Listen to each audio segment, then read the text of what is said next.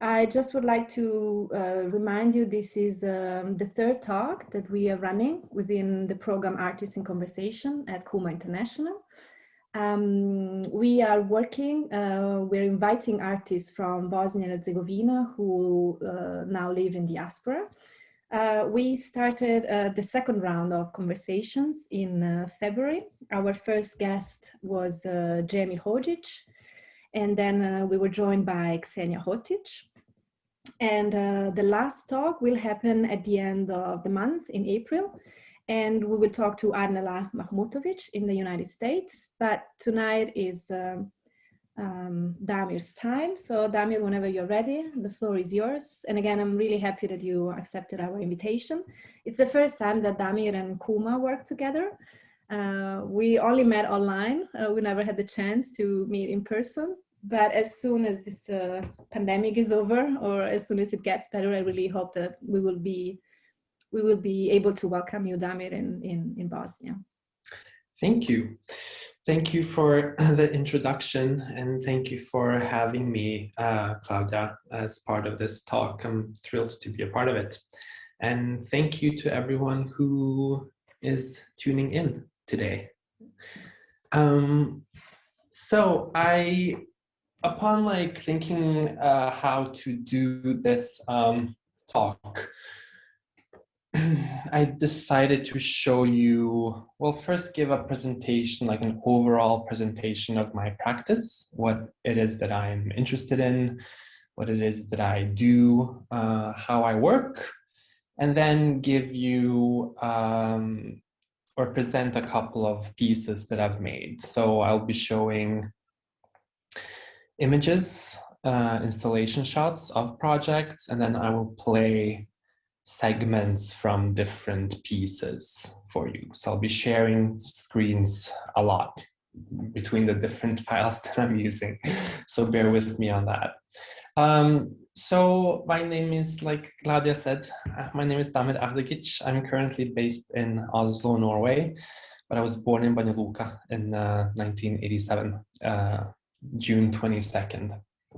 I haven't been in Norway for that long because I studied abroad for many years. I lived 5 years in Copenhagen, Denmark, where I went to the Royal Danish Academy of Fine Arts. And then I lived 3 years in Los Angeles, where I went to school at UCLA, the University of California. And after that, I moved to New York on an artist residency, and I was there for 1.5 years approximately. And then I came back to Oslo. So I am in Oslo since 2018.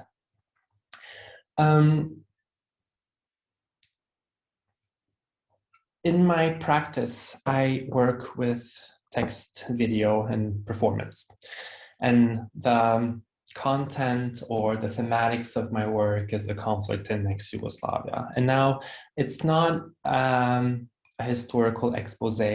My pieces are not about who did what during the conflict or how things unfolded, but I'm more interested in tracing the effects of this history on different generations. So the generation who were children during the conflict, the generation who were their parents, so people who were my age at that time or a little bit older, the generation of their parents who experienced the Second World War and the beginning of socialism, and so on and so forth. And if you look around in my studio, there is not much to see, just a lot of text. And that has to do with that my working material is words or written, spoken material that I collect, sometimes through interviews with people. Sometimes I go through official archives that houses different types of testimonies from that period or from people who experienced this or fled during the conflict. So a lot of text. And if I can just, yeah, this also is all text, transcripts of interviews, spoken material that I've collected over a number of years. And that's something that I continue doing. I collect collect voices. So the story and the voice is very central in all of my work. And another central interest is when I say that I trace the effects of that history on different generations, then a lot of times it has to do with the traumatic effects of this history. So we can, let me see. Yeah, so what is trauma? Like if we look to psychoanalysis, for example, which is a big part of my time at UCLA, we did a lot of studying psychoanalysis. It is that which defies representation. It's not something that's possible to represent. It always escapes representation. And I'm specifically interested in how the traumas of that time period affected the people who came after. So in my work, I often use these spoken narratives as a starting point, and then they are performed by different generations. So the stories become transferable between different age groups.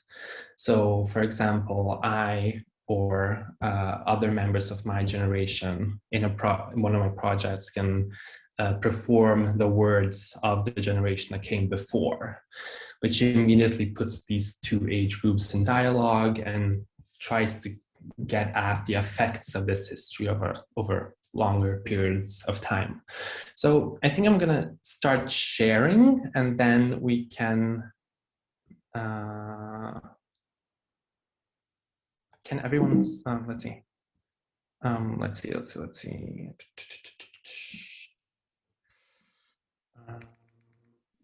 We could see your screen, Damir, it's fine. Let's see.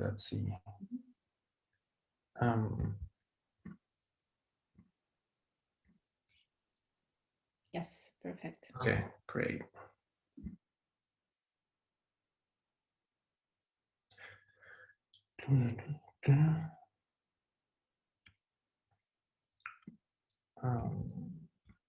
Okay, so the first project that I'm going to show you is a installation. It's called Tanya, which means reading in Bosnian.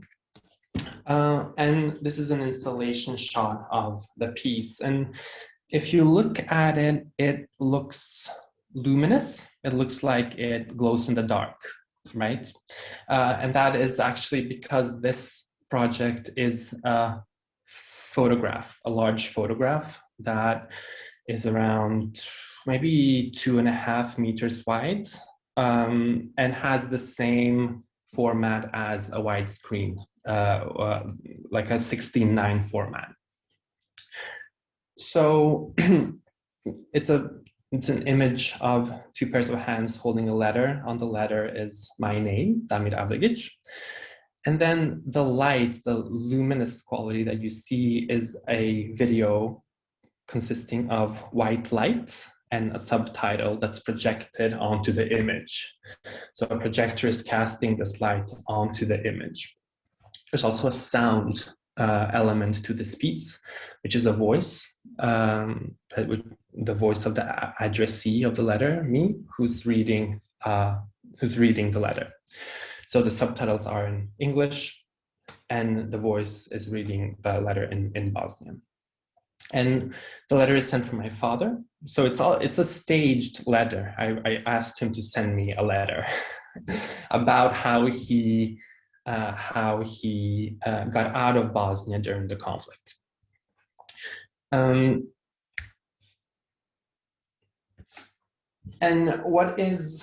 what happens in this piece is that the voice of the addressee is marked by a lot of mispronunciations, stuttering, repetitions, and the reading is also recorded in a professional vocal box, so you really hear like the the bodily voices of the speech of the addressee. I was mentioning to you earlier that I'm interested in how the traces that the trauma of those who came before leave in the generation after. And for me, this difficulty of pronunciating, the stuttering, the bodily effects that appear in this reading process of the letter points to that, like the bodily traces, something that's inherent in the body. In this case, it's this trauma. So I'm going to show around 3 minutes of this piece, like the 3 first minutes, just so everyone has an idea of what. Let's see here. I'm just going to stop sharing for a second, okay? I need to go between different files.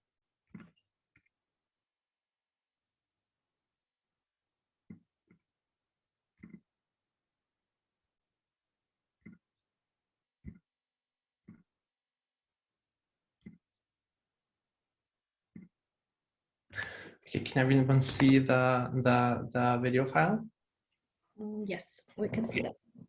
Okay, so I'm going to just show you the 3 first minutes.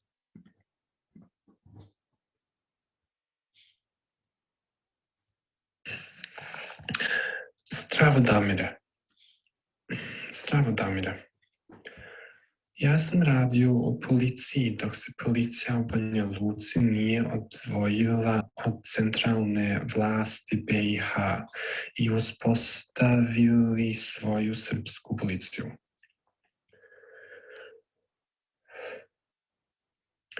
Tada sam ja bio premješten sa poslom u grad Jajce. Tamo nisam nikad otišao jer je to bilo mimo moje volje i pod pritiskom. Bio sam na bolovanju pošto sam stavio zdravu nogu u gips. Navodno je bio prijelom. Bojali smo se za mene jer su ljudi jednostavno preko noći nestajali.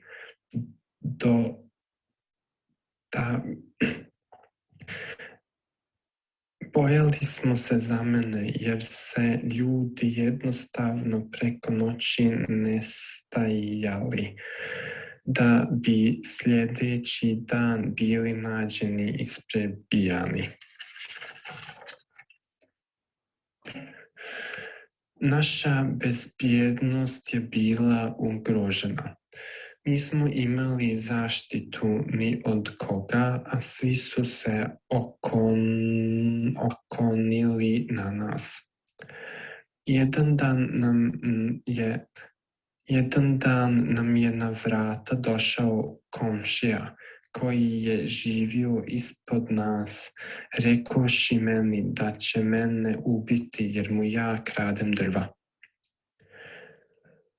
Preko puta naše zgrade u bugarskoj školi bili su dežurni rezervni milicionari koji su preko predsjednika kućnog sovjeta poručili da će me ubiti ako još jednom izađem na terasu. Njihova priča je bila da ja izlazim na terasu, da ih prebrojavam i dostavljam podatke drugoj strani. Ja sam izlazio da vidim da li se ugrijala voda u kanti koju smo koristili za kupanje.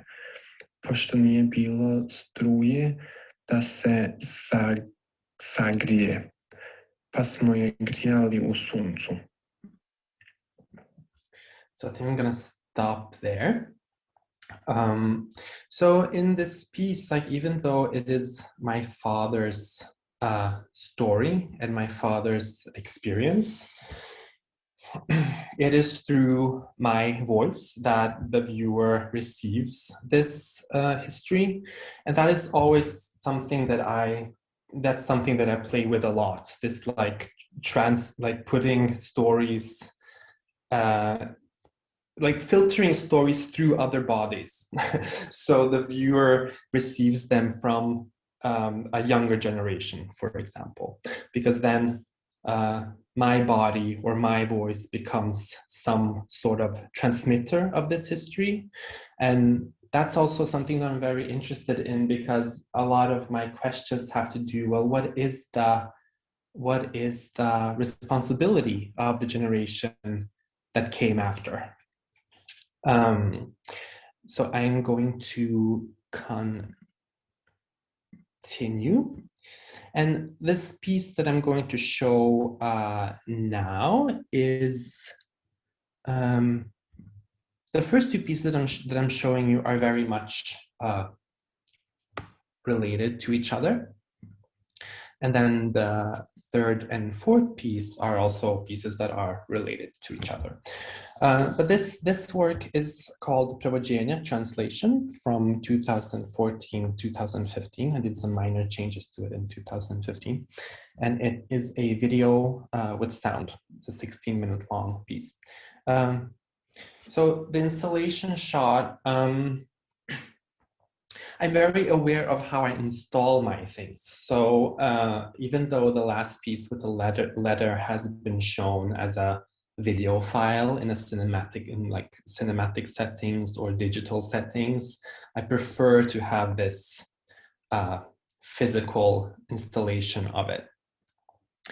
The same goes with this work. So this is a vertical projection of a performer, which is me. And the projection here is life size. So it has a one-to-one relationship with the body of the viewer. And it is a direct address. So I'm looking directly into the camera to go onto the viewer. And I'm listening to a conversation between myself, my father, and my mother about their memories about the war and the circumstances connected to my name, Damir.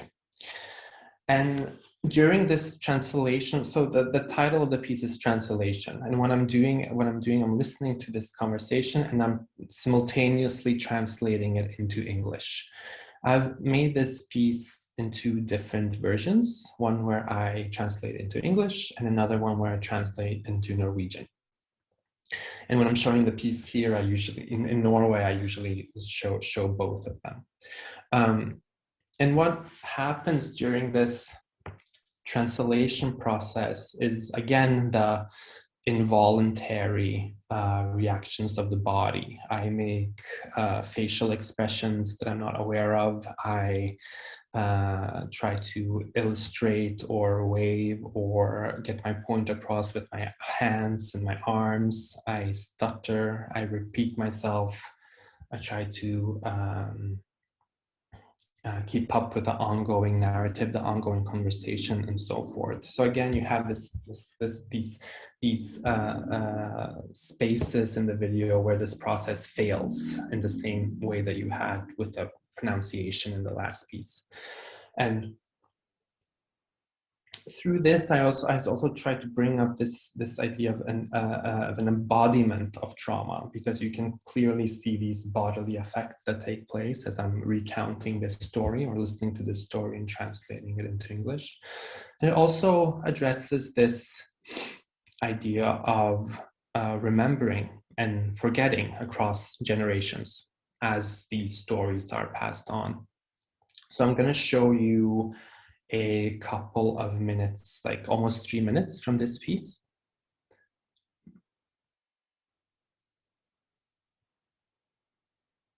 Let's see, I'm gonna just stop sharing first.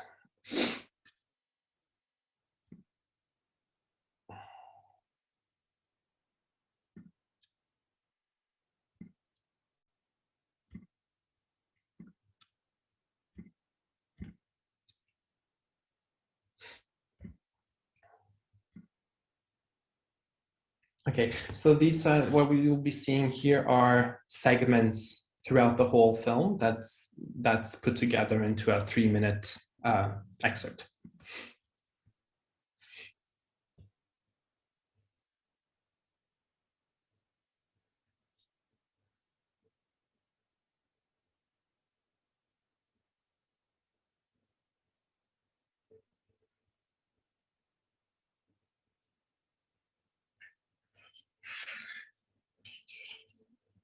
Can you tell me something more about these disappearances in Bosnia? Yes. Do you know what? There was a lot of that people were taken to concentration camps. And that happened, that for example happened on the way that, especially in those mixed areas where there lived Serbs, Croats and Muslims, then they would dislocate them and the other way around. And it happened that they took people from Prijedor on an exchange and on a mountain. They killed these people on some rocks and threw them in a ditch. How was it known who was a Muslim, who was a Serb, who was a Croat, who was a Bosnian? You know how they knew by names usually. No, not usually. Do you know how they knew by names?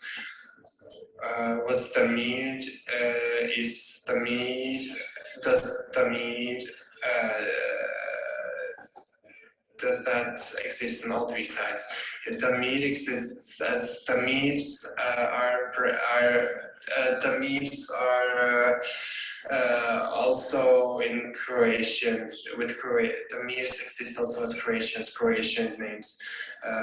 Damirs, Bosniaks, no, I don't know. Yes, of course they were given, that's why we gave the name, because it could be given here and there. Damir, Dad used to say that, and not only that, but everybody used to say that a human head was cheaper than a bottle of beer. A bottle of beer was more expensive than a human head, because that's how easy it was to die, to kill someone and not take any responsibility for it. And we can tell you more how it was like. Okay, my Damir, go to bed, Dad. Okay, we'll hear and see each other soon. Okay, bye. So let's see.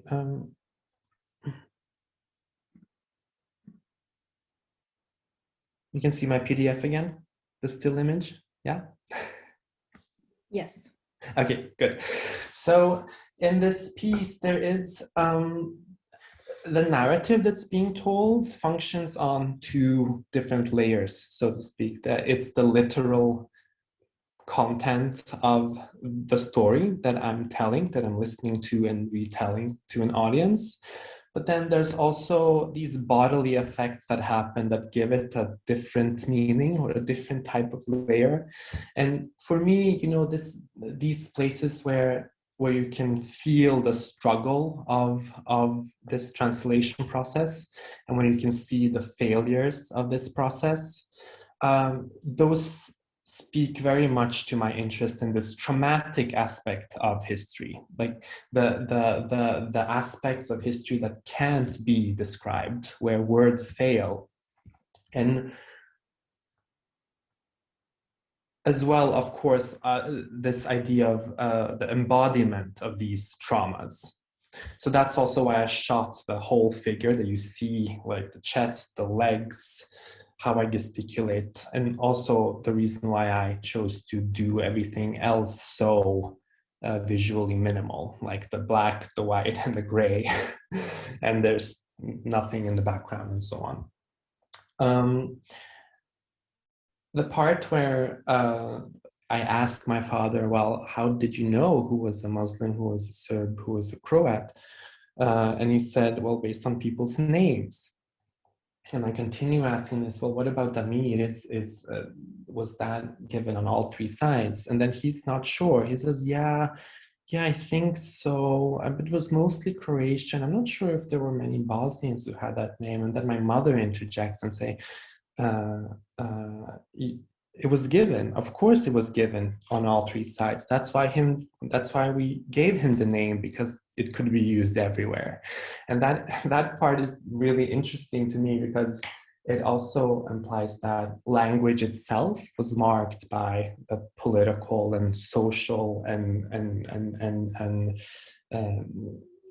yeah, the political and social atmosphere of the time.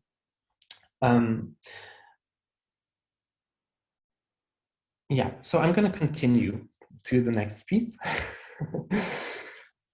And I'm just showing some stills from this image, from this video, I mean. So the next work that I'm showing is a video installation, and something I haven't mentioned yet. What I do, I call it a project-based practice. So every piece, as you can see, I keep returning to the same questions and the same issues in all my work, but every piece addresses a different type of question. So up until this point, up until 2016, I had mostly worked with material gathered within my familial sphere. So it was material, that was works that based themselves on material that I had gathered through talking with my parents about these things. And a question that arose from that was, well, what about other members of my generation? Is there any other historical symptoms, if you may? Are there any other historical symptoms that could be recognized in a group that shared the same history and the same background? And that was the beginning for this process, this piece, which is called the Enactment Process from 2016. And this is a video installation, so it consists of 5 different screens, 3 monitors and 2 projections on like suspended screens from the ceiling. And in this work, I work with 3 other members of my generation, so people who fled the war with their families to different parts of the world. And this was a work that I made while I was in school in Los Angeles, so I met them in LA. And the beginning of this work, I still worked with words, but in this case, narratives or stories from court transcripts from the criminal law, the ICTY in The Hague, International Criminal Tribunal for the former Yugoslavia. So these people that I met, we all came together to read or reenact material from these scripts. And that then developed into a non-planned, spontaneous conversation between these participants. You can see, I hope you can see my arrow.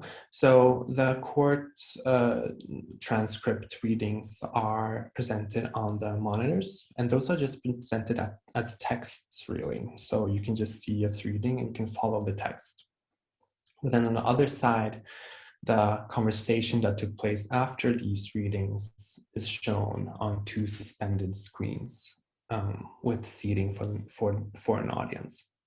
And what happened also in this work is that this question about, well, are there any historical symptoms that can be recognized in a group of people? What struck me when I was editing this work was that a theme that the group kept returning to was this question about the parents' generation. So the parents' generation who never really talked about this history in their family homes, how they talk about a familial silence and a shame and so on. So this part of the video, this part of the piece focuses on those questions or that material that surfaced.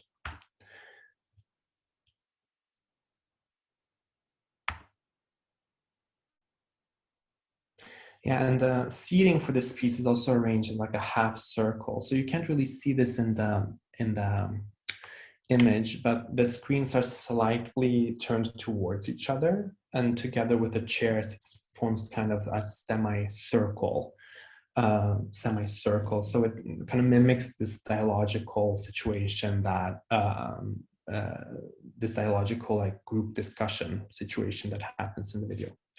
So I'm going to show a couple of minutes of this piece. So I'm going to stop sharing this for a minute.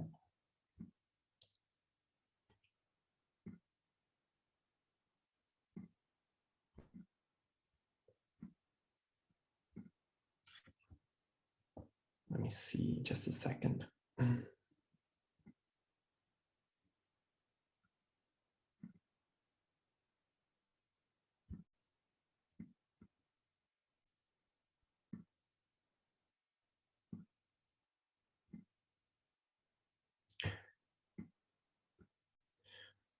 Okay, so and what I'm sharing here is segments of the video installation where this conversation is taking place between the participants. So I'm going to show approximately like 4 minutes.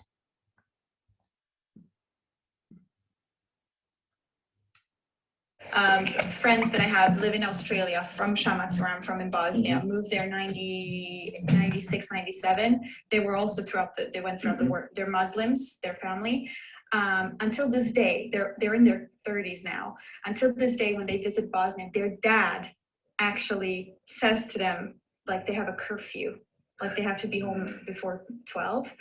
Otherwise they turn into pumpkins. No, I'm just kidding.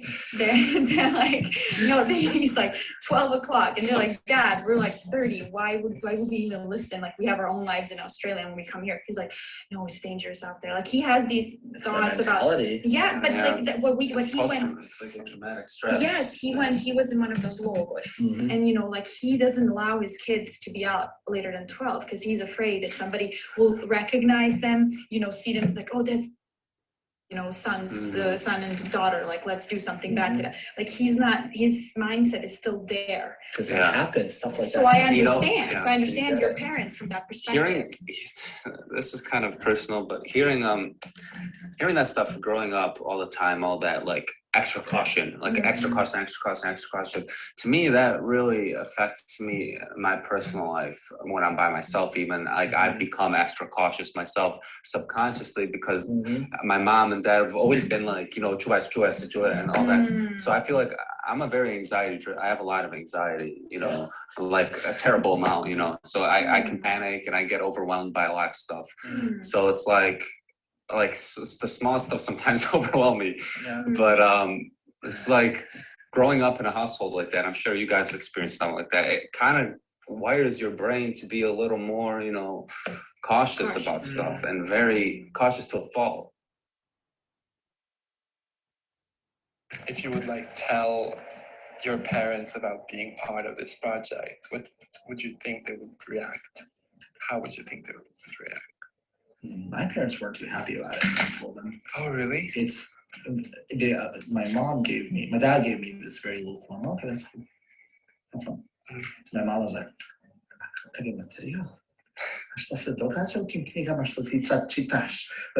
she automatically assumed this negative, like you're gonna be a part of this. And then it starts getting into this propaganda machine where we're made to be the bad guys, blah, blah, blah. Defensive. Very defensive, very like, I'm Serbian and I am innocent in everything. So I've been made to be this bad person in the media. So you're going to be part of that. She wouldn't even let me finish the words to explain, you know, what it was about. And it just was a very good allegory of what's happening over there. It's like, you cannot even have a discussion because to bring this up, it's automatically to take sides with them. You can't. They don't really seem to understand the concept of moving above ethnic labels and examining the situation as a traumatic event. They can't really get around the fact that 4 different people, 4 different backgrounds with one common event can come together and talk about it and not want to be at each other's throats. Yeah.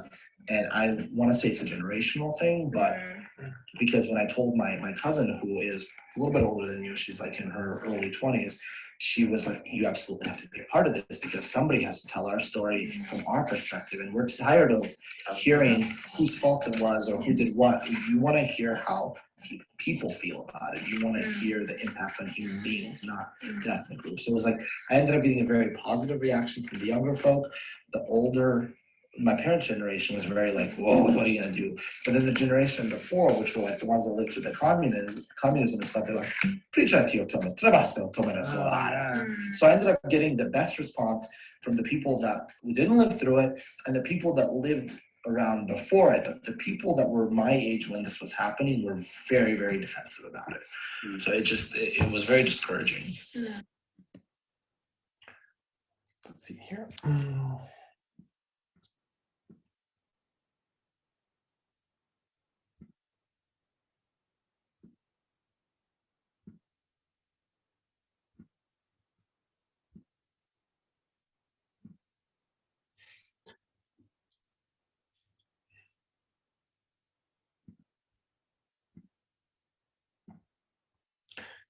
So the material that this group produced as a consequence of reading these court transcripts, I found it interesting because a lot of it was about the parents. And as I mentioned earlier, like having a project-based practice also implies continuing an inquiry. So after I finished this piece, I thought, well, what about the parents?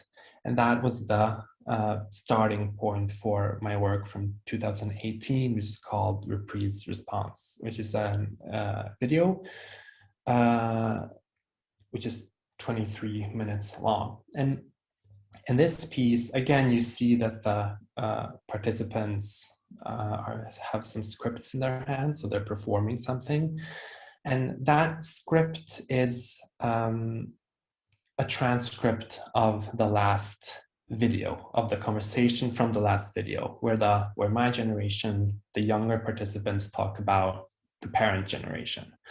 And in this piece, in Reprise Response, I have members of the parents generation read that script together and react to that script. So they're reading about their own generation and commenting on it. So commenting on issues of responsibility, of shame, and about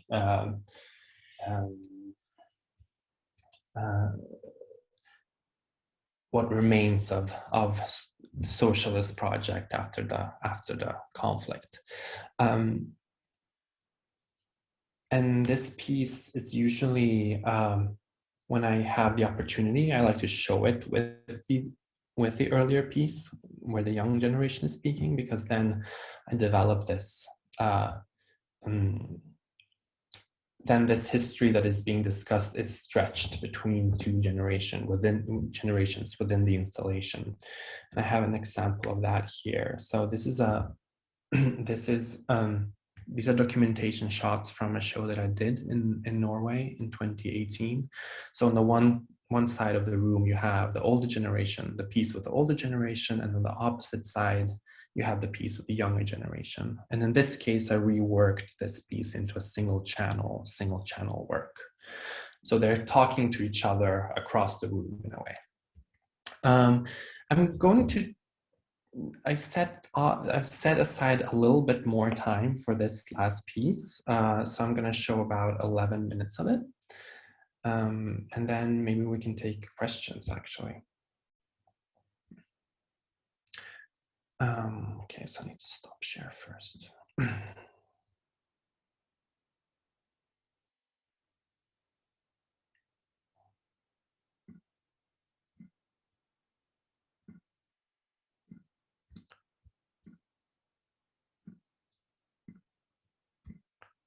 Just a second, bear with me here. Yeah, of course, Damir, just take your time.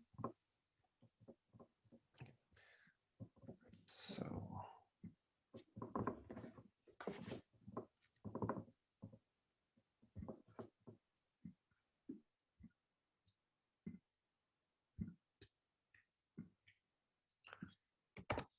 okay, so everyone can see this. So I'm going to play the 11 first minutes of this piece.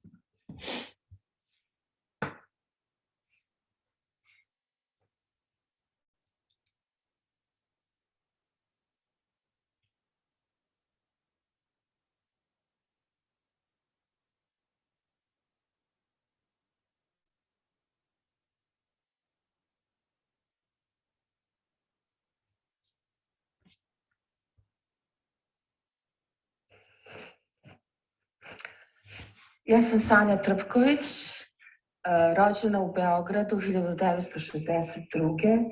I otac i majka su mi Srbi. Čitat ću tekst koji je govorila Nataša Č.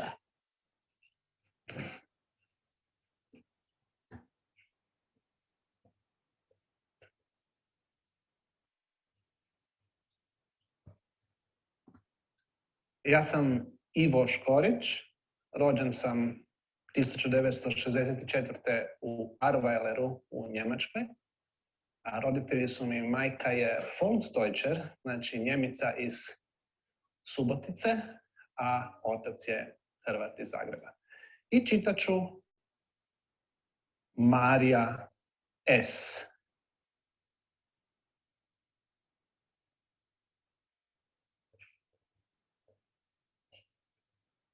Ja sam Erol Avdagić, rođen sam 1958. godine u Skopju u Makedoniji. Otac i majka su mi Bošnjaci ili Bosanci. I čitat ću Damira A, koji je rođen 1987. godine u Banja Luci u Bosni i Hercegovini.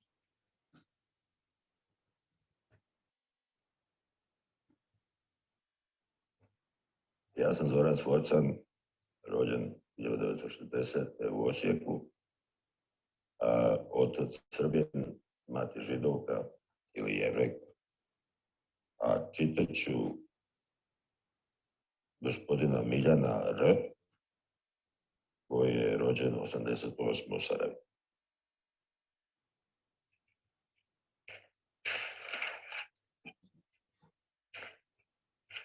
Friends that I have live in Australia from Shamac, where I'm from in Bosnia. Moved there in 96, 97. They went through the war. They're Muslims, their family. Until this day, they're in their 30s now. Until this day, when they visit Bosnia, their dad actually says to them, like they have a curfew, like they have to be home before 12, otherwise they turn into pumpkins. I'm just kidding. They're like, no, he's like 12 o'clock, and they're like, Dad, we're like 30, why would we even listen? We have our own lives in Australia, and then when we come here, he's like, no, it's dangerous out there. He has these thoughts about. It's the mentality. Yeah, but like what? It's like traumatic stress. Yeah, he was in one of these logori, and he doesn't allow his kids to be out later than 12 because he's afraid that somebody will recognize them, see them as, oh, that's, son and daughter. Let's do something bad to them. Like he's not, his mindset is still there. Hearing this is kind of personal, but hearing that stuff growing up all the time, like all that extra caution, like extra caution, to me, that really affects me in my personal life. When I'm by myself even, I become extra cautious myself. Subconsciously, because my mom and dad have always been like, čuvaj se, and all that. So I feel like I'm a very anxiety driven. I have a lot of anxiety, like a terrible amount. So I can panic and I get overwhelmed by a lot of stuff. So it's like the smallest stuff sometimes overwhelm me, but it's like growing up in a household like that. I'm sure you guys have experienced something like that. It kind of wires your brain to be a little more, cautious about stuff and very cautious to a fault. Now I want to comment on that. I'm very familiar with that because this is exactly what my wife says to our son. This is overprotective immigrant mothers and fathers that from their experience only knew that life is hard and that the world is a dangerous place. There is a saying in our language, koga ujede zmija, taj se I guštera boji. So the one that's bitten by a snake, who already had a traumatic experience, he gets over anxious even about the smallest stuff. And then the kids that grow up in their presence grow up anxious too. Zapravo to su dvije generacije. Jedna generacija koja je doživjela taj rat kao djeca, koji su odrastali, i druga generacija, naša generacija, koja je doživjela taj rat kao odrasle osobe. I sad, ok, neki su ostali tamo i učestvovali od naše generacije u samom ratu, a neki nisu, recimo, kao ja i kao, mislim, vi ste svi otišli ranije, da, mi smo svi došli ovdje prije rata, dakle, mi nismo... Ja sam okay. Ali nismo lično... Da, nismo osobno učestvovali u ratu, ali smo svejedno ga proživjeli kao rat. Ja mislim da je naša generacija specifično cinična i sarkastična. To je najbolja osobina. Da, jer jednostavno ono što smo doživjeli je kolaps institucija civiliziranog društva. To se raspalo.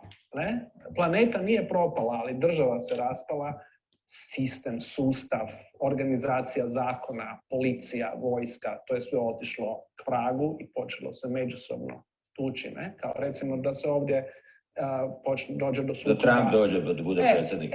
Da se recimo dođe do sukoba između FBI-a i NYPD-a. To je zapravo što se počelo dešavati u bivšoj Jugoslaviji. Znači, kolaps institucija civiliziranog društva. I mi ne vjerujemo više institucijama. Mi nikad više nećemo... Ili smo rezervirani. Ili smo naučeni to beat the system. Kako umiješ nekom kreativnošću, da ne bi bio žrtva tog sistema ponovo po nekoj stvari koja se odvija sama od sebe, ti nemaš kontrole na nju. Ali ja isto mislim, izvini što sam ti upao ovdje, ali mislim da ovi mladi ljudi govore o nečemu čega mi nismo bili sposobni. Mi smo učeni da je šutnja zlato. Viš, ovi govore, kaže, treba razgovarati. Ti i ja sad analiziramo stvari post-scriptum, kad se nešto desilo. A ovi govore da hoće da jednom bar za uvijek naprave korak dalje i da razgovaraju i da racionaliziraju stvari. Dok je vruće, što bi se rekao. Dok je vruće. A mi nastavimo, viš, roditelji njima, kao nemoj pričati, nemoj izlaziti, paziš, tako. Da, ali samo da nadovežem da ove generacije imaju potpuno drugačiji pristup komunikacijama zbog socijalnih medija. Socijalni mediji pričaju i previše pričaju o nekim stvarima. Tako da sve starije generacije iz naše kulture koji kažu ćuti, nećemo da pričamo o tome, to je bila samo zaštita, psihološka zaštita. Bolje da ne znaš. Prvo, ja znam da iako imam srpski pasoš, meni je svaki put teško da kažem da sam iz Srbije. Jer sam rođena u Jugoslaviji. Ja se još uvek osjećam Jugoslavenkom. Ako kažem da sam Jugoslavenka, svi će mi se smeju. Ali svi mi nekako govorimo o Balkanu, pominjemo naša zemlja. Misliš da eufemizme radimo, kao Balkan? Ja nemam dece, ali pošto predajem na koledžu i ima dosta dece iz naših krajeva. Kad razgovaram sa njima, oni imaju problem identiteta. Zato što roditelja koji su naša generacija neće da razgovaraju ni o ratu, ni pre rata. Nego daj da sve poništimo što je bilo u bivšoj Jugoslaviji, sad smo Amerikanci. Tu i tamo postoji neki određeni kontakt u smislu jezika i kulture, ali slabo. I sad svi pokušavaju da nađu koja je to, ti si pomenuo bazu. Svi pokušavaju da nađu bazu. Koja je moja baza? A u stvari kad pomisliš da li je baza tu gde ti je krevet i gde spavaš, da li je to zdravije, mislim tako se ja osjećam. Ja uvek sebi kažem, a tu gde mi je krevet, tu mi je dom.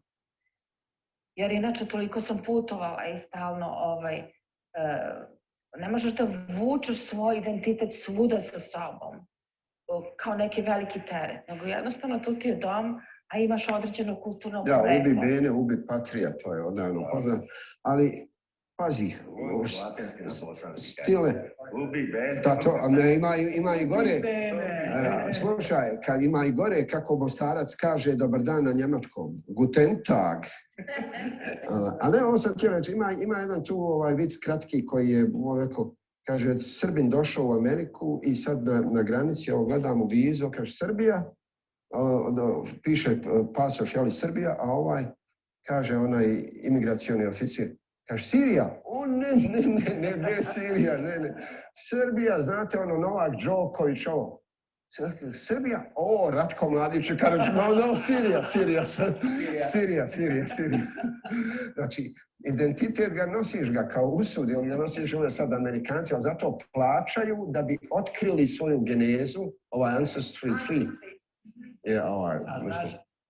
Moje je da im kažem ko su, hoće li nositi.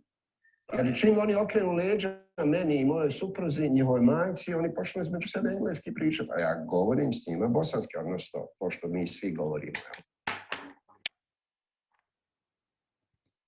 So I'm going to stop there.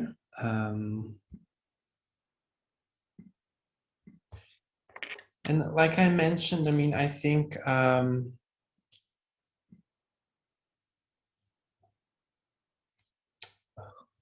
just a second.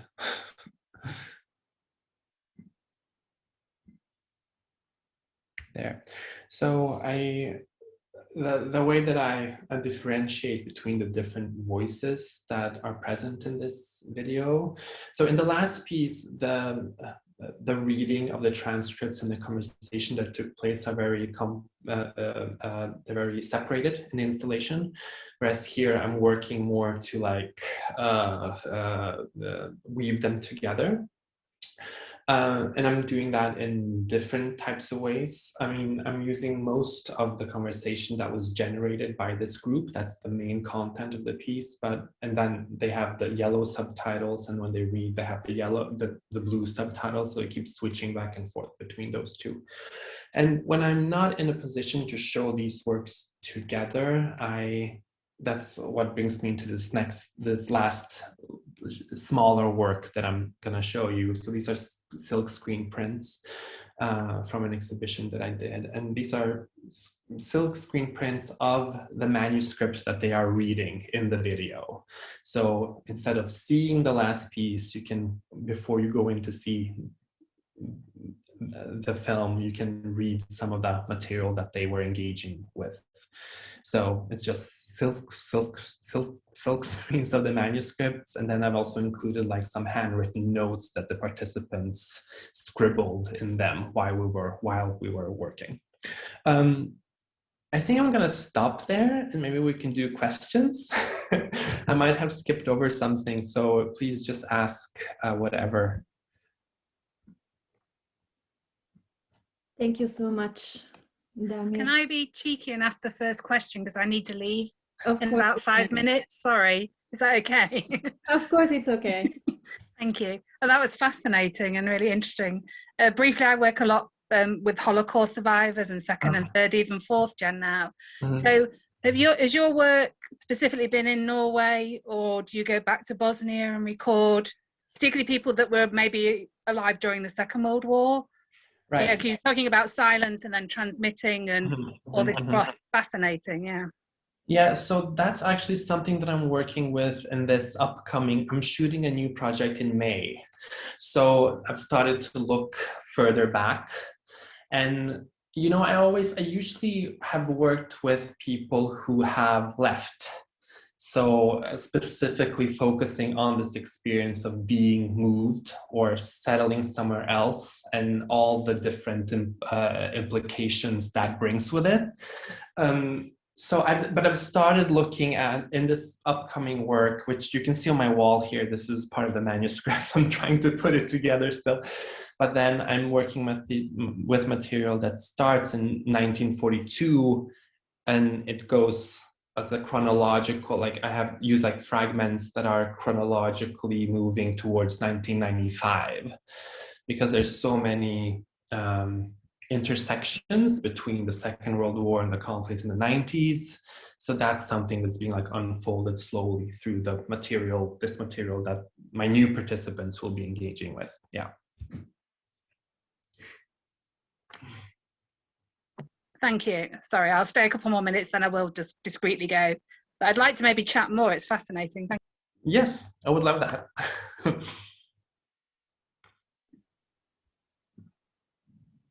I also found your talk to be so interesting, especially listening your talk from Sarajevo. So our experience working here in Sarajevo, mostly with artists, I would say your age, or artists who were too young to fight during the war, so they were children, not all of them. And so it's fascinating to hear also the work that you've been doing with the parents. And you said like so many interesting things that also I didn't know, that are giving me like a better perspective on the subject. And I remember a few years ago, we had the first Kuma field trip around Bosnia during the summer. And we had participants from abroad, participants from Bosnia, and also participants belonging to the Bosnian diaspora who were in Bosnia for the summer. And one night, after exchanging so much during the day and talking about, you know, for some of them what happened during the war and how they left the country. I mean, we were really into this subject. But then at some point we thought, you know, maybe the next Kuma field trip should be with parents. You know, we bring parents together and let them talk. So please, if anybody has any question for Damir, just feel free to turn on your camera or like drop your question to the chat. But I just would like to, I have like a few comments. First of all, I would like to go back to the first work that you showed, the letter that your father wrote to you.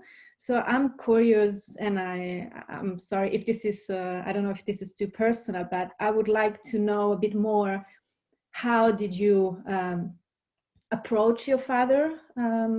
Was it easy to convince him to talk? And what was his reaction also when he heard you reading the letter? And I'm also interested in, because at the beginning, I think I wasn't sure who was reading the letter. I thought it was your father. And then I finally understood it was you.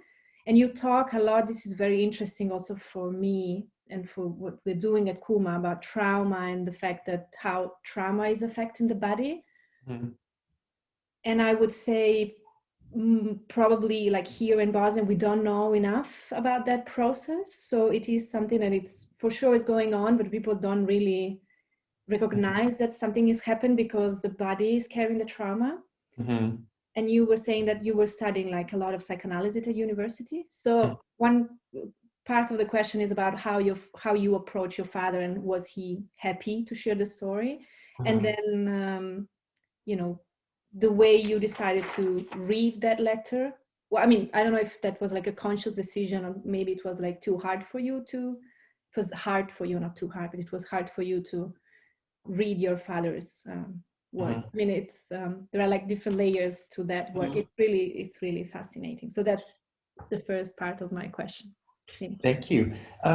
Yeah, so, you know, I think my father is a very atypical father in this case, because he's always been very willing to talk about these things and very willing to be part of my project in any way he can. My mother is completely the opposite. She's the one who has this wall of this silence and this protection around these themes. So in terms of the practical ways of making this work was completely smooth with my dad. There isn't really that much to say about that. But the way that I choose to read the letter, I mean, a consequence, so I should have maybe shown you more of the material that's actually being read in this letter, but a lot of it is about how he left, or how he had to sneak out of the country. So it is a story about leaving one country to another. And he also mentions us, me, my sister, my mother, because he went before us. Some friends of my parents smuggled us across the border, basically. So a lot of the story is about leaving. So, and a consequence of me having left Bosnia at such an early age is my inability to properly speak the language. So how I read in that video is actually how I read Bosnian. It is like so the inability to understand this history also is reflected in my inability to actually pronounce the words. So it's really an like involuntary thing that is happening in this reading. I can't do any better. In the same way that these involuntary reactions happen in the translation video, where it's just the effects of this history on the body. But it took a long time for me. I tried a lot of different things, and it took a lot of time for me to like settle on something so simple as a translation process or a reading process to get to that. So yeah, did I answer your question? No, yeah, okay, good. Yes, you did. Yes. Todd was telling me that maybe there is an issue with the chat. I don't know if you guys can use it if you have any question, or just feel free to turn on your mic and camera to ask question to Damir if you have any question. I was very interested in what the people in the last video were saying about the older generation, where they were taught by their parents that silence is golden. Like I didn't know, and I wasn't thinking about that.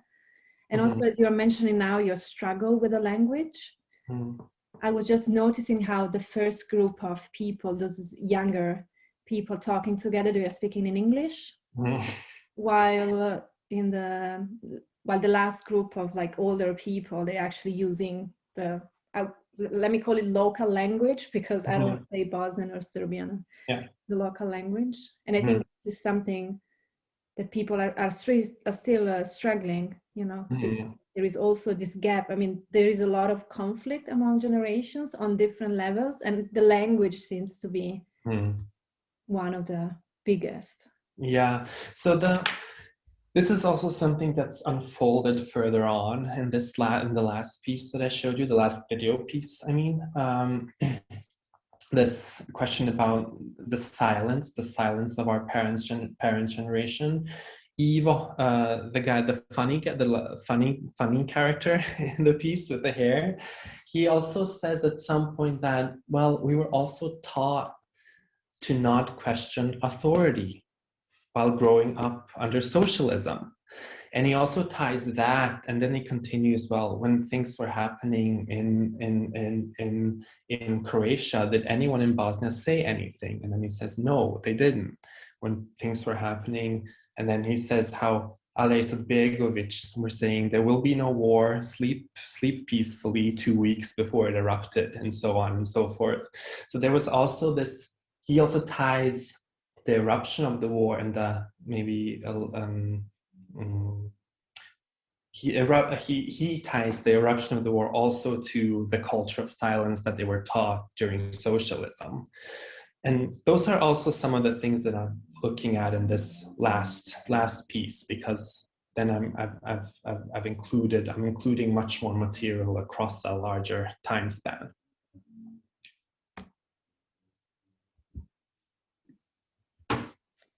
Do you think, Damir, I don't know if you have experience, but would you say that people who left, let's say Yugoslavia, let's not just focus on Bosnia, the people who left Yugoslavia and who now lives abroad in diaspora, would you say that they are more keen on talking about the past, about what happened during the war and after, than people who... Yeah, I think absolutely, because I think there is... I mean, I'm not that familiar with the situation in the region today. But from what I hear from my father, for example, who's very much engaged in the political conversation, I mean, it seems like there is a certain social conditioning that's happening within the different ethnic groups, right? And as someone who left, we don't have that same social conditioning. So we are naturally more open to discussing these things. And I think also questions about the questions surrounding identity that we might have as people that left is very different from the questions surrounding identity with the people who stayed. Their questions are completely different because they're still within the same geographical region, whereas we are not. So we're dealing with another culture and another language that we've assimilated to. But then there's also with all this speaking or lack of speaking or gestures that we grow up around in our family homes that leaves some kind of not knowledge, not necessarily trauma, but I will say like an affective residue of something. And what that something is very interesting for me to think about, because it's a question about origin, right? So, and I'm gonna go back into the psychoanalytical a little bit because I find it really interesting. I mean, that this idea of the child's question about where it comes from, mom, dad, like where do I come from? Like when Freud writes about these things, it's a sexual question, of course, but I also like to think of that as a social and political question. What is the social material and political material of this, right? Because I'm a product of that history in a way. That's why I'm here in Norway. And that's why I can't speak the language properly. And that's why I have a hard time communicating in my native tongue and so on and so forth. So this question of origin, it seems to be much more prevalent in those that left. Yeah. Is there any question for Damir? I have more thoughts and question, but I would like to give the floor to somebody else if you have any questions or clarifications. Yes, Anna. Hi, Damir. How are you? Hi, Anna. Ciao. So I have a question. How do you connect with the participants of your videos? How do you find your, I don't know, people that you communicate with and people that you take stories from? How do you get to them? It varies a lot based on what project I'm working with. So it varies from project to project. And, you know, getting in touch with young people is usually really, really simple because if I put it cheesily, there is a burning desire to talk about these things in the young generation. And the opposite with the old generation. So in Reprise Response, where I work with members of the parents' generation, it was really, really difficult. And I think I spent like 7 months just finding 4 people who wanted to be part of the project. But it's usually through acquaintances of acquaintances of acquaintances of acquaintances. Yeah, so I reach out to one person and then he gives me 3 contacts and I reach out to those 3 and then they reach out to their contacts and then suddenly people just like start popping into my inbox. Yeah. And, you know, sometimes I also like post official calls on like different types of websites and things like that. Yeah. And I also have a question. How does the, you know, behind the camera looks like? Are there any interesting conversations after you finish the filming of talks? Yeah, absolutely. I mean, those also often feel like a continuation of the conversations that took place in front of the camera. And I always think like, oh, we should be recording this. Because there's also like in the filming process, it also takes a lot of time for people to relax with each other and to start opening up to each other. So that material usually starts appearing at the very end of the day, you know, and then it continues after we finish.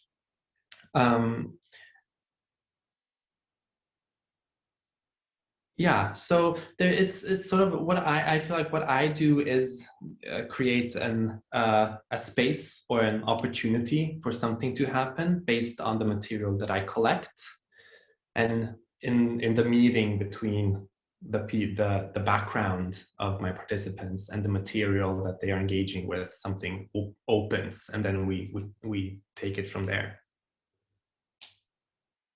Yeah, thank you.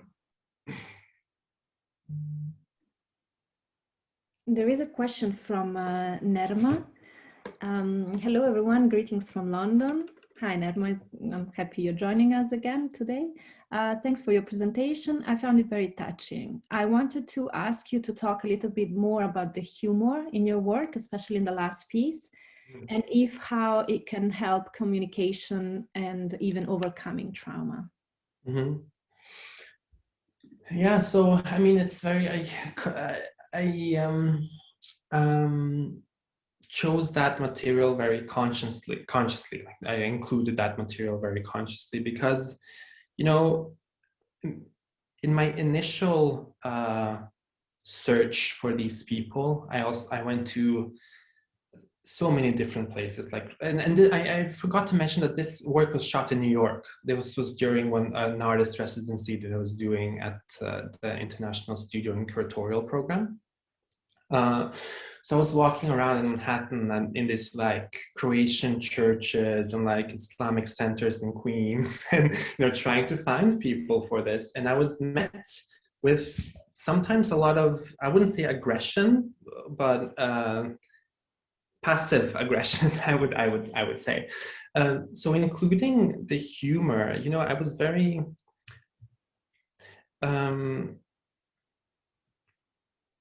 okay. First of all, I want to talk to you guys about one specific place in the film where they start talking about. Tanya mentions how they're all saying our language. They're talking about Balkans, our language, as if, so they're talking about each other as if there is no separation, even though they're Bosnian, Serb, and Croat. And they're talking about like being in the diaspora together as something that connects them, in spite of the differences, in spite of what made them leave in the first place. So that connection in diaspora feels to be more powerful than the differences that made them leave. And you know, including the humor was also a way to underline that there is humor and that there's warmth, and that was such a stark contrast to my experience, some experiences that I had when reaching out to people, that I thought that was very important to include, because it's possible to have a really warm, connected, humorous talk about these things. And yes, I do think that it can definitely have an effect in maybe not overcoming trauma, but maybe looking at a situation from a different angle. Yeah.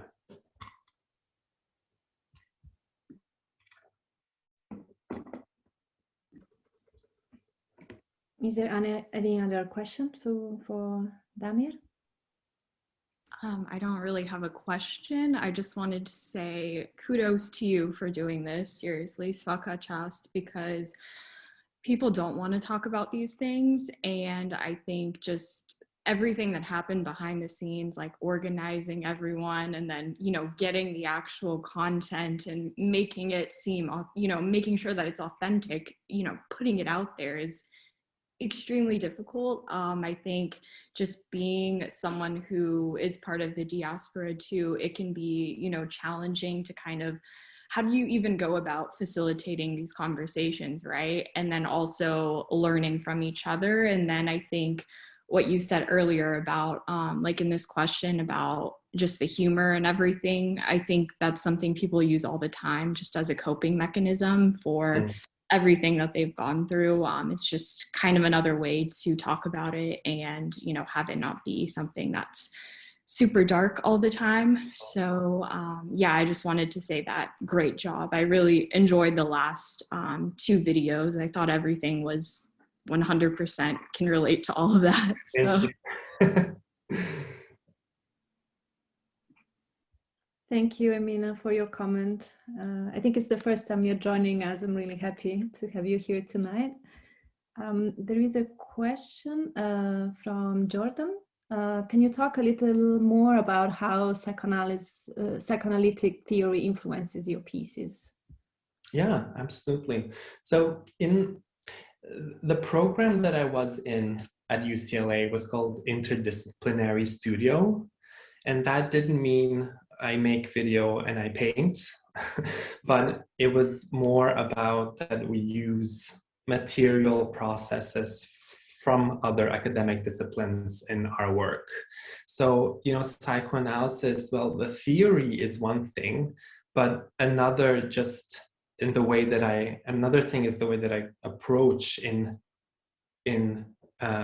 collecting material is through talking. So that is also something that is directly connected to the practice of psychoanalysis, someone who talks and someone who listens. And also in my pieces, I always say that there's very little to look at, but there's a lot to listen to.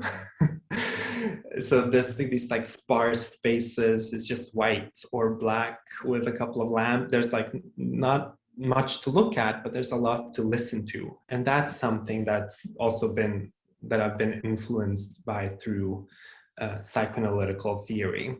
And then, as I mentioned earlier, like the questions of origin and is also very much related to that.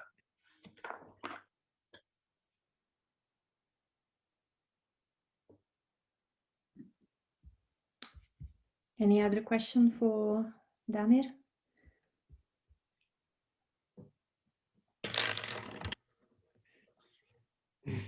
I was just thinking, Damir, do you think there would be the need, or do you think that it would work to actually create a conversation, a dialogue between the people who stayed in Bosnia and the people who left?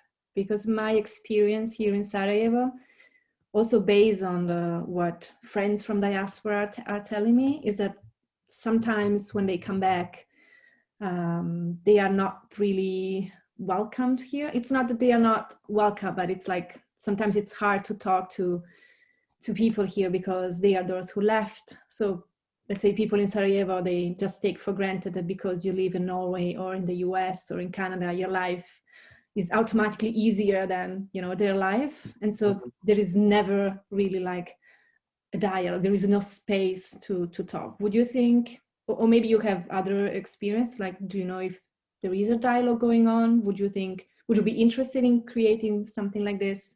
So to put like diaspora and people who stayed in Bosnia, like in the same room, would it make sense? What are your thoughts? I think it would make sense, but not necessarily for me, you know? So it's not, there is this also, you know, there is also, always have like, not a worry, but it's a question for me in what way I can relate to this history. Politically, I can't relate to this history at all. You know, I don't have that same type of knowledge that someone who is there has about this. And I always think like, well, my project is about the people who left. You know, that is an experience that I know and that I can relate to. And, you know, like coming back to the question about like, what do you want in your work? Like, what is it that you want to do? Also reflects back on not only what, for me at least, not the question about not only what is it that you want to do as an artist, but what can you do as a person who has had a set amount of experiences. You know, for me, that is like a driving force in my work, you know. So going outside of that, I'm not sure if I have anything to give, you know, to that type, to a project that like wears out of my own experience or my own project.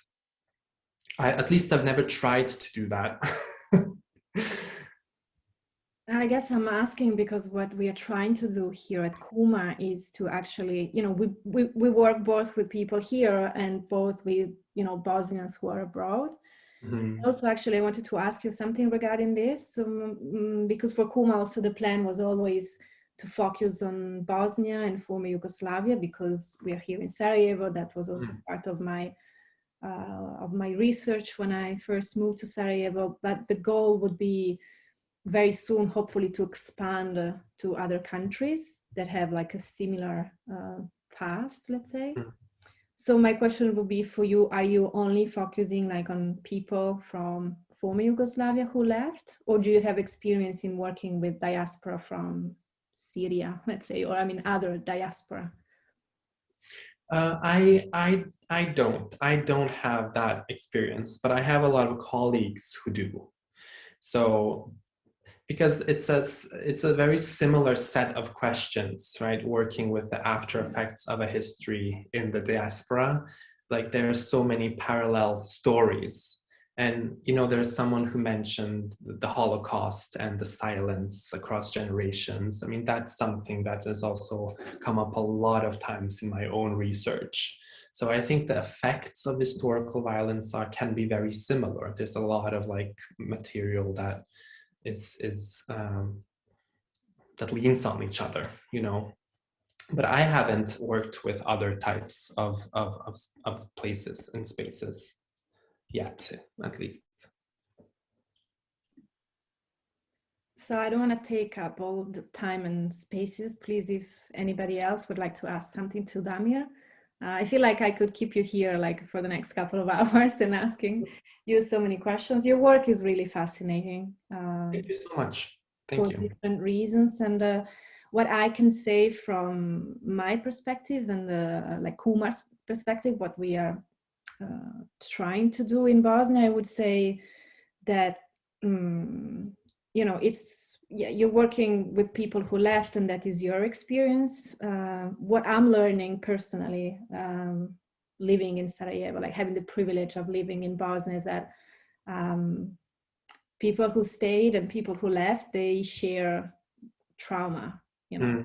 Yeah. And so I'm really interested in what you're doing, and my question about putting people together, you know, those who are here and those who are there, is because I would be very much interested in, you know, finding, you know, I'm looking at a model, you know, how can we also try and deal with the trauma which is here, you know, locally, which is something, you know, we've been also welcoming people and artists and filmmakers, and architects to share their stories. So there is a lot of, you know, inviting people, giving, like offering very humbling, you know, but Kuma is a platform for people to share their stories. And, you know, we don't really care if this person spent the siege in Sarajevo or this person was like in America during the war. We just want to offer a platform. And what you said about this burning desire, how you called it, for like of younger generation to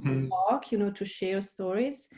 It's something that, I mean, I'm actually really happy that there is the need like to share stories, and I'm really happy that you are doing this work. And I hope, you know, we can work together in the future, and also you know, to be part of this process to offer this this platform. And maybe my last question would be, so you're offering this stage, this space for conversations, for dialogue. What are the feedbacks that you receive from people? I mean, what was their experience? We keep on talking about trauma and this this desire that we all have to heal from trauma. So what is your experience? Is your project working? I mean, what are the feedback? How do people feel after taking part in your projects? Very good. No, but there's you know, with the last piece, I actually got an email from one of the participants after we were done, and I'm not going to say which one of them, but they said that, well, they started out by thanking me first, but then they said, you know, I've never talked about the war with anyone from ex-Yugoslavia before. Before our shoot, like, I didn't sleep the night before, and I didn't sleep the night after, but I'm so happy that this happened. And you can, like, in the beginning, I know people were nervous about it. Like, another participant in this piece was like over an hour late, and for the shoot. And, you know, I just know that he had like an internal dialogue where he was like, do I want to do this? Do I not want to do this? You know, that was the reason. But it always ends up being a very fun experience. Also, we have a lot of fun at these filmings, these productions, and yeah, everyone seems to get a lot out of it. Also me. Yeah, this is great to hear. Yeah. Okay, I think I am done with my questions. Really, Damir, I'm so grateful that you shared your story and your project with us. I'm really happy also, again, it's the first time that we work together, but I'm really happy that I met you. I don't remember how I found out about your work, maybe an email that I received like already like a couple of years ago, or it was through Instagram, but I think I think it was a newsletter that I sent. Oh yes. Actually. Yes. Yeah. Yes, I remember. Yeah. So that's how people find you, basically, you know, through yes. newsletter. Exactly. Yes. Yes. Thank you so much for inviting me to this. It's been really a pleasure. Oh, thank you for accepting the invitation, and I really hope to see you, to meet you in person, hopefully in Bosnia. Yes, and, sooner rather than later. Yes. Yeah. And I really, again, I would like to stress that I know and I understand why you're working with people like you that share the experience of leaving the country, but I'm sure this type of project will be so beneficial also. Mm-hmm. It was applied like locally. So I would love to brainstorm with you more and see. Let's do it. Next time you travel to Bosnia, how we could organize something similar in Sarajevo or Banja Luka, like any other place in Bosnia. Yeah, I would love that. So thank you so much, Damir, one more time. And thank you to all the people that join us tonight. We're going to have the last talk with Arnela Mahmutovic on Saturday, 24th of April in 2 weeks, again at 6 o'clock Sarajevo time. And that will conclude our the second round of Artists in Conversation. So I really hope to see you there, but we will announce the talk through our newsletter and social media. Thank you so much again. I would conclude the session. So thank you again, and we hope to see you soon. And thank you, Damir, one more time. Thank you, Claudia. Talk to you soon. Talk to you soon. Goodbye, everyone. Bye. Thank you.